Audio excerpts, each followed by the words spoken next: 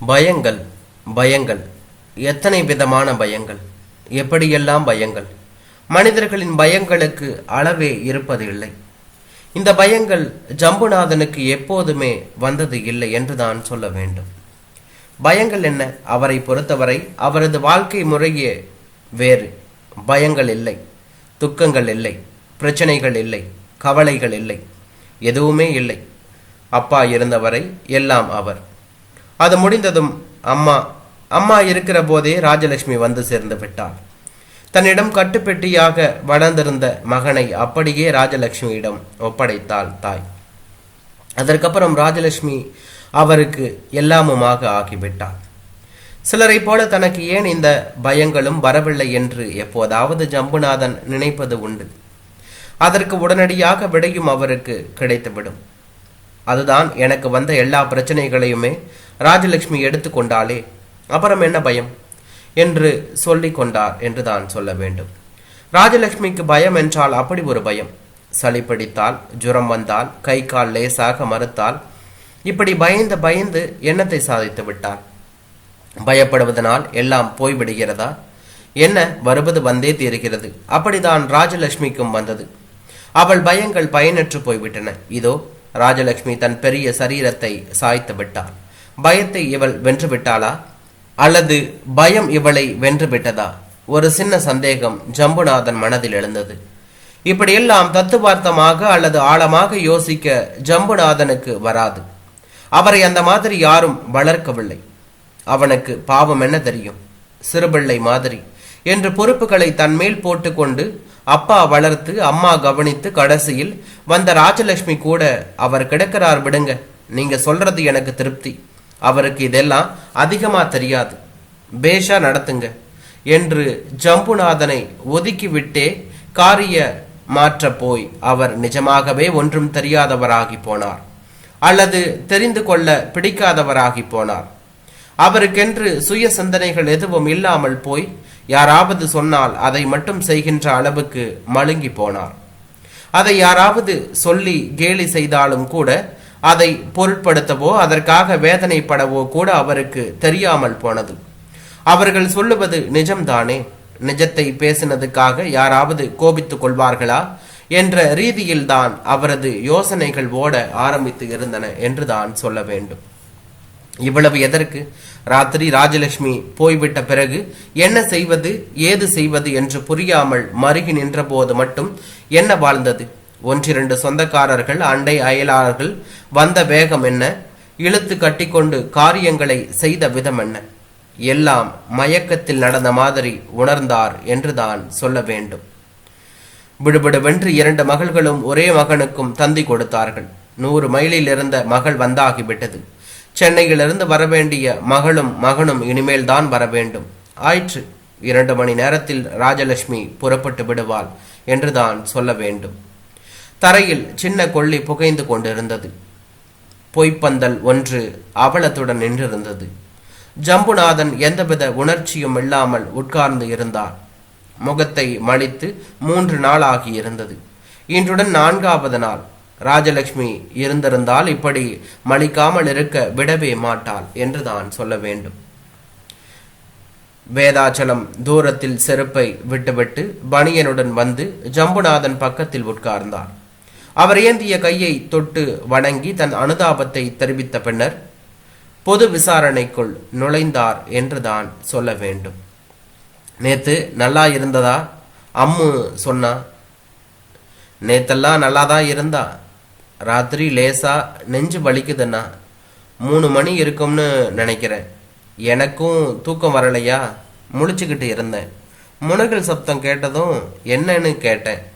நெஞ்சு வலிக்குதுன்னு சொன்னா. கொஞ்சம் தண்ணி கேட்டா கொடுத்தேன். 2 மடக்கு உள்ள போச்சு.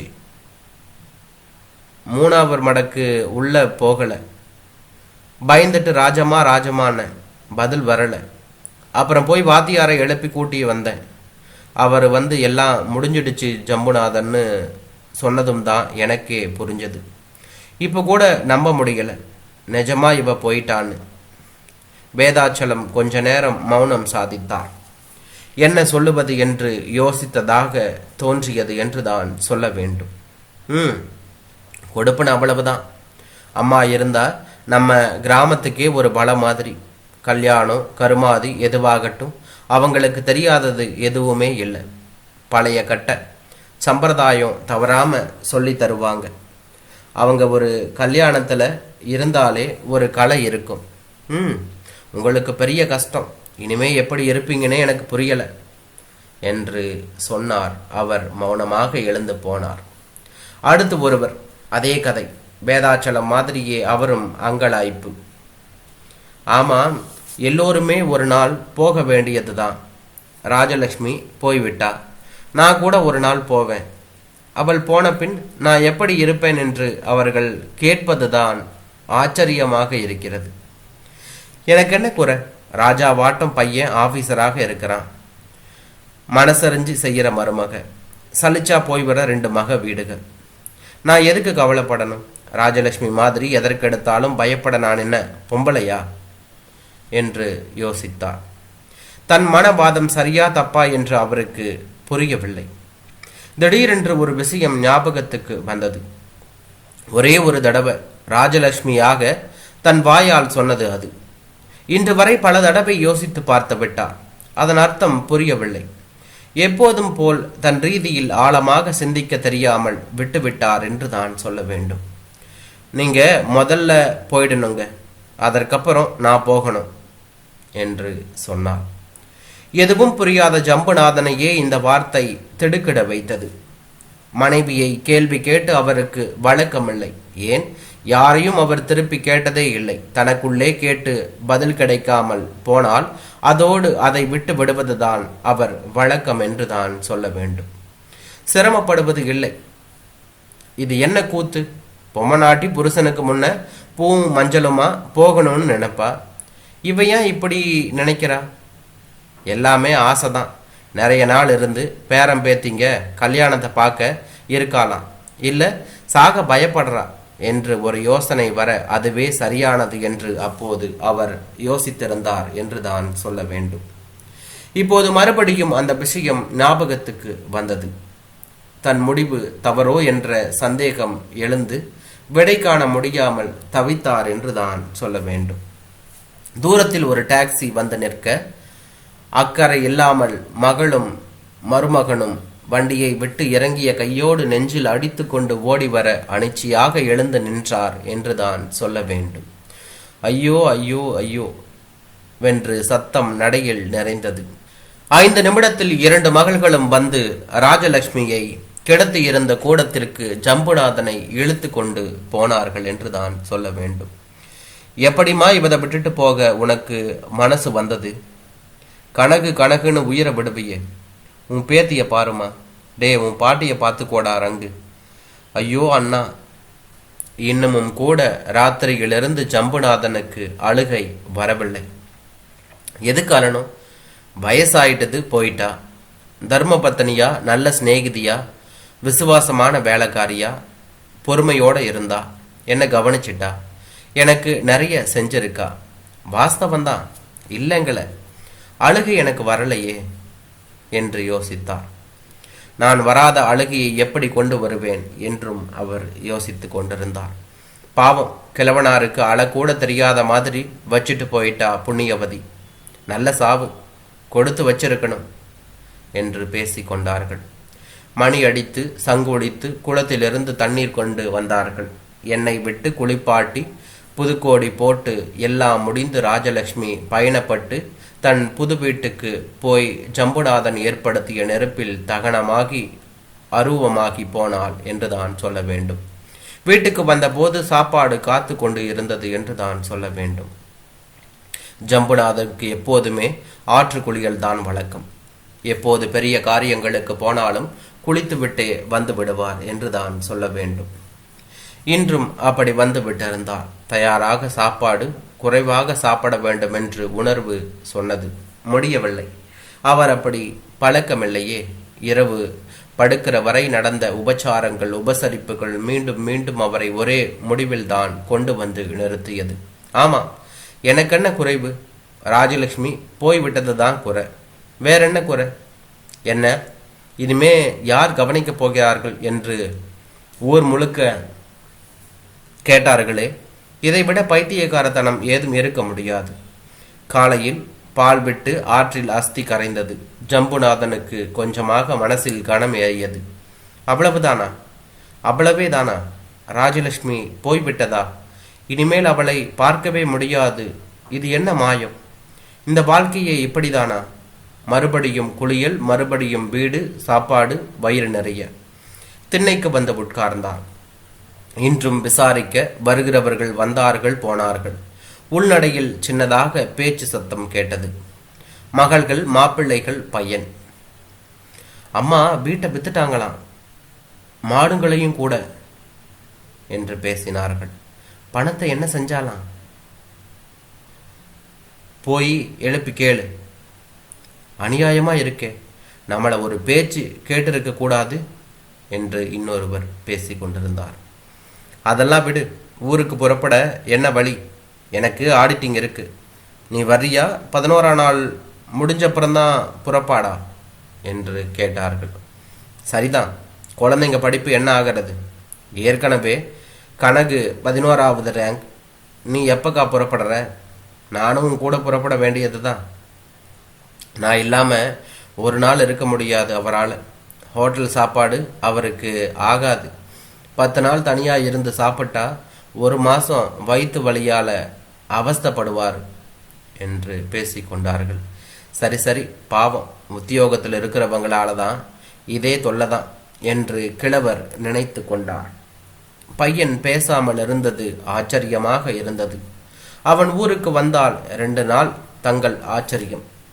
இவர் சந்தேகத்தை தெளிய வைக்கிற மாதிரி அவன் மனைவிக்கு உத்தரவு ஆரம்பித்தது என்று தான் சொல்ல வேண்டும். கமலா, நீ சூட்கேஸில் துணியை அடுக்கு, 2 மணி வண்டிக்கு புறப்படணும் என்று அவனும் சொன்னான். கிழவர் திண்ணையில் உட்கார்ந்திருந்தார். உள்ளே வீட்டுக்குள் பரபரவென்று எல்லாம் நடப்பது தெரிந்தது. பயண ஏற்பாடுகள். 3 தம்பதிகளும் குழந்தைகள் சகிதமாக வந்து நின்றார்கள். 2 வண்டிகள் வாசலுக்கு வந்து நின்றன. அப்பா, இதுக்கு வந்துட்டு போகும்போது சொல்லக்கூடாது, உங்கள் மாப்பிள்ளைக்கு ஆடிட், காரியத்துக்கு தேதி வச்சதும் லெட்டர் போடுங்க, முதல் நாளே வந்துடுறோம் என்று சொன்னார். ஆகட்டுமா, லெட்டர் போடுறேன் என்று மட்டும் இவர் சொன்னார். உடம்ப பத்திரமா பார்த்துக்குங்க மாமா, உங்கள் பிள்ளைக்கு இப்படி ஒரு வேலை வாச்சிருக்கு, ராத்திரி கிடையாது, பகல் கிடையாது என்று மருமகள் பேச ஆரம்பித்தாள். பாவம், அவனை ஜாக்கிரதையாக பார்த்துக்கம்மா என்று இவர் சொன்னார். அப்பா, காரியத்துக்கு லெட்டர் போடுங்க. அப்பா, உடம்பு ஜாக்கிரதை.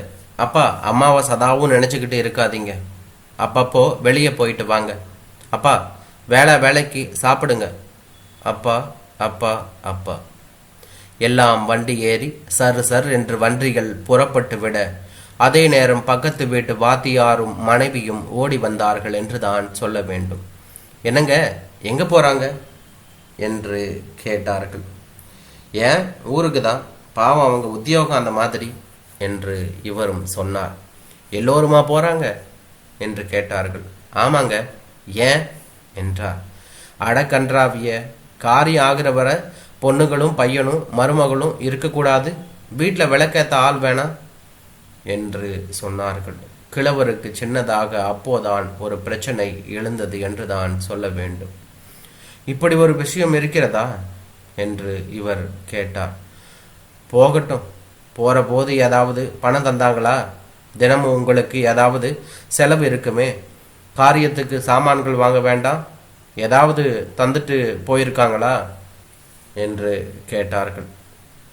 ஒன்றும் தரல, எனக்கும் கேட்கணும்னு தோணலை என்று பரிதாபமாக பேசினார் ஜம்புநாதன் என்று தான் சொல்ல வேண்டும். வாத்தியாரும் அவர் சம்சாரமும் ஒருவர் முகத்தை ஒருவர் பார்த்து கொண்டார்கள் என்று தான் சொல்ல வேண்டும். ஆமா, உங்களை இப்படி அம்போன்னு விட்டுட்டு போயிட்டாங்களே, உங்களால் தனியாக எப்படி இருக்க முடியும் என்று கேட்டார்கள். அதான் காரியம் முடிஞ்சதும் பையனோட போயிட போகிறனே என்று குழந்தைத்தனமாக பேசினார். பையன் அதை பற்றி ஏதாவது பிரஸ்தாபிச்சானா என்று கேட்டார்கள். இல்லையே என்று முனகத்தான் அவரால் முடிந்தது என்று தான் சொல்ல வேண்டும். ஆமாம், அவன் ஒரு பேச்சு கூட சொல்லவில்லை என்று மனசுக்குள் முனகினார். தூரத்தில் மணியக்காரனும் பால்கார பொண்ணுத்தாயும் வந்து கொண்டிருந்தார்கள் என்று தான் சொல்ல வேண்டும். வாத்தியார் மறுபடியும் ஆரம்பித்தார். உங்க பையன் உங்களை தன்னோட வச்சிக்குவானா ஜம்பு என்று கேட்டார்கள். ஏன் வச்சிக்காம என்ன என்று இவரும் பதில் சொன்னார். மெல்ல அவர்களுக்கு கோபம் முளைத்தது என்று தான் சொல்ல வேண்டும். உங்களை அந்த அம்மா குழந்தையாகவே வச்சுட்டு போயிட்டாங்க. உங்களுக்கும் ஒரு இளவும் புரியலை. இருக்கிற ஒரே பையன் எதிலும் பட்டுக்காம நகர்ந்திருக்கான். பெண் குழந்தைகளை பற்றி கேட்கவே வேண்டாம். இப்போ மேலே என்ன செய்ய போறீங்க? காலை முச்சூடும் துணியா சமைச்சு சாப்பிட்டு எப்படி இருக்க போறீங்க? இதற்கு உள்ளாக மணியக்காரரும் பொண்ணுத்தாயும் இன்னும் 4-5 பேரும் வந்து விட்டார்கள் என்று தான் சொல்ல வேண்டும். கசமுசவென்று அவர்கள் பேசிய போது தான் தன் பையனும் பெண்களும் தன்னை தவிர்த்து நிர்கதியாக்கிவிட்டு ஓடி இருப்பது புரிந்தது. தன் குழந்தைகள் தனக்காக எதுவுமே செய்ய போவதில்லை போலிருக்கிறது என்பதை அவர்களின் பேச்சிலிருந்து புரிந்து கொண்டார். மனதில் சின்னதாக ஒரு கலவரம் வேர் பிடிக்க ஆரம்பித்தது என்று தான் சொல்ல வேண்டும். இதுதான் அவருக்கு முதல் பிரச்சனை, முக்கிய பிரச்சனை. ஒரே ஒரு பிரச்சனை, சாப்பாடு, அதற்கு வழி. உடல் தாளாமையால் செய்து கொண்டிருந்த வேலையை நிறுத்தி 3 மாதமாகிவிட்டது. இனி அந்த வேலைக்கு போகவும் முடியாது. யாரும் சேர்த்து கொள்ளவும் மாட்டார்கள். கண்ணில் லேசாக புரை வேறு. வீட்டை வேறு ராஜலட்சுமி விற்று விட்டாளாம். கேட்டதும் கையெழுத்து போட்டாகிவிட்டது என்று தான் சொல்ல வேண்டும். அவள் சொல்லி அதற்கு மாற்று சொல்லித்தான் பழக்கமே இல்லையே. பணம் என்ன செய்தால், எவ்வளவு பணம் வந்தது, ஏதும் தெரியாது. வேற என்ன செய்ய போறீங்கய்யா? ஜம்புநாதன் ஒன்றும் புரியாமல் பைத்தியக்காரர் மாதிரி தன்னை சுற்றி நின்றும் உட்கார்ந்தும் இருந்த சின்ன கூட்டத்தை பார்த்தார். அவருக்கு ஏதும் புரியவில்லை என்று தான் சொல்ல வேண்டும். மற்றவர் ஏதாவது சொன்னால் செய்ய அவர் தயார். அவராக எது செய்து பழக்கம். எனக்கு ஒன்றும் புரியல. பையன் வந்தா கேட்கணும். அவன் என்னை கூட்டிட்டு போயிட மாட்டானா? பரிதாபமாக கேட்டார். மணியக்காரர் முன் வந்தார். எல்லாம் சும்மா இருங்கப்பா, பாவம். அவரை கேட்டுட்டு அவருக்கு என்ன தெரியும்? பாருங்க ஜம்புநாதன், நீங்க ஒன்றுக்கும் பயப்பட வேண்டாம். ராஜலட்சுமி அம்மா வீட்டை எனக்கு தான் விற்றுருக்காங்க. விற்ற பணத்தை வாங்கிக்கல, என் மூலமாக ஒருத்தர்கிட்ட தந்திருக்கேன். மாதம் 3000 மாதிரி கிடைக்கும். அதோட 4 மாடுகளை பொண்ணு தாய்க்கு விற்கலை, சும்மா தான் வச்சுக்க சொல்லியிருக்கா. அதுக்கு பிரதி உபகாரமாக பொண்ணு தாய் உங்களுக்கு சமைச்சு போட்டு உங்களுக்கு தேவையானதை செஞ்சிட வேண்டியது ஏற்கனவே என் மூலமாக ஏற்பாடு செஞ்சிட்டாங்க. இப்போது காரிய செலவுக்கு வேண்டிய பணம் தர்றேன், இல்லை நானே இருந்து நடத்தி வைக்கிறேன். பாவம், உங்களுக்கு என்ன தெரியும்? அந்த அம்மா செஞ்சதுக்கு நாங்கள் இது கூட செய்யாட்டி எப்படி? நீங்கள் எப்போதும் போல இந்த வீட்டிலேயே இருந்துக்கங்க என்ன என்று அவர் சொன்னார். ஜம்புநாதனுக்கு ஒன்று மட்டும் தெரிகிறது. ராஜலட்சுமி போகிற போது கூட பொறுப்புகளை 3வது ஆளுக்கு தான் தள்ளிவிட்டு போயிருக்கிறாளே தவிர தன் மீது சுமத்தவில்லை. தான் அதற்கு லாயக்கில்லை என்பது அவளுக்கு தெரியும் என்றுதான் அவர் நினைத்து கொண்டார். இந்த கஷ்டமெல்லாம் கிழவருக்கு வந்துவிடக் கூடாதுன்னு தான் மகராசி இந்த ஆள் முன்னாலேயே போகணும்னு சொல்லிக்கிட்டு இருந்தது போல என்று யோசிக்க ஆரம்பித்தார். பூவோட போறதை விட புருஷனை விட்டுட்டு போறது தான் அதுக்கு பெரிய விஷயமா தெரிஞ்சது. தான் முன்னாடி போயிட்டா புருஷனை ஆதரிக்க பிள்ளைங்க முன்ன வராதுன்னு எவ்வளவு யோசனையோட காரியம் செஞ்சுட்டு போயிருக்கு பாருங்களேன். பொண்ணு தாயி பேசிக்கொண்டே போனாள் என்றுதான் சொல்ல வேண்டும். ஜம்புநாதன் திண்ணையை விட்டு இறங்கி வீட்டிற்குள் நடந்தார்.